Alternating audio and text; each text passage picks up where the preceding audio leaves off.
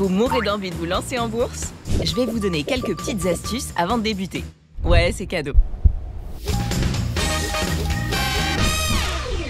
La première chose à identifier, c'est le niveau de risque que vous êtes prêt à prendre. On le rappelle, la bourse, ça comporte des aléas. On peut certes gagner de l'argent, mais on peut aussi en perdre. Là, ça pose des problèmes, hein. Mais bonne nouvelle, votre conseiller ou courtier est là pour vous aider à vous y préparer au mieux. Et pour ça, il faut d'abord comprendre quel est votre profil d'investisseur. Focus. Il existe 3 types de profils d'investisseurs. Le prudent, qui est prêt à prendre peu de risques, l'équilibré, qui prend des risques raisonnables, et le dynamique, qui peut prendre des risques importants. Pour savoir lequel vous êtes, vous allez répondre à un questionnaire sur votre situation financière, votre patrimoine, votre niveau de connaissance sur le sujet et votre expérience en bourse. Tâchez d'y répondre le plus honnêtement possible, car il va vous permettre de déterminer votre stratégie d'investissement. Le but, c'est que vous investissiez à hauteur de vos revenus et sans prendre de risques inconsidérés. D'ailleurs, il y a un autre truc à savoir pour limiter les risques quand on investit, diversifier son portefeuille.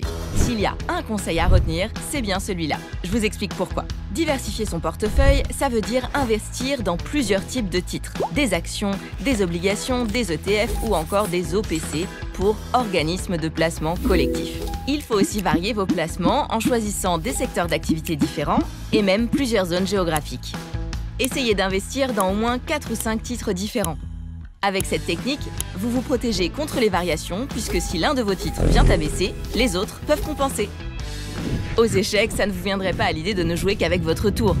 Eh bien là, c'est la même chose. Il faut vous servir de toutes les pièces à votre disposition. Enfin, vous voyez l'idée. C'est vraiment intelligent. Ah oui, et n'oubliez pas une chose.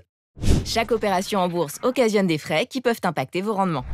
Il y a d'abord les frais de courtage. C'est ce que l'intermédiaire qui s'occupe de vous prélève à chaque fois que vous achetez ou vendez des titres.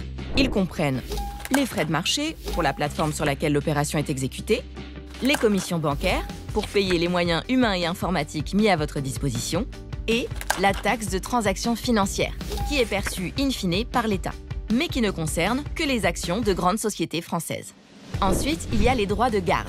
Ils sont perçus annuellement par votre banque pour la tenue de votre compte titre ou de votre PEA. Leur montant peut varier en fonction du nombre de lignes dans votre portefeuille et il est plafonné uniquement pour le PEA.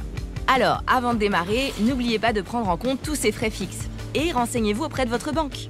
Il existe des offres qui permettent aux clients les plus actifs en bourse de faire pas mal d'économies de ce côté-là. Vous êtes maintenant prêt à bien étudier les titres qui vous font de l'œil et à investir la somme qui vous convient. Car ainsi répartis dans plusieurs actions différentes et avec un niveau de risque maîtrisé, on a quand même moins peur de tout perdre d'un coup. Et voilà, CQFD. Abonnez-vous pour ne pas louper nos prochaines vidéos CQFD et en savoir plus sur la bourse.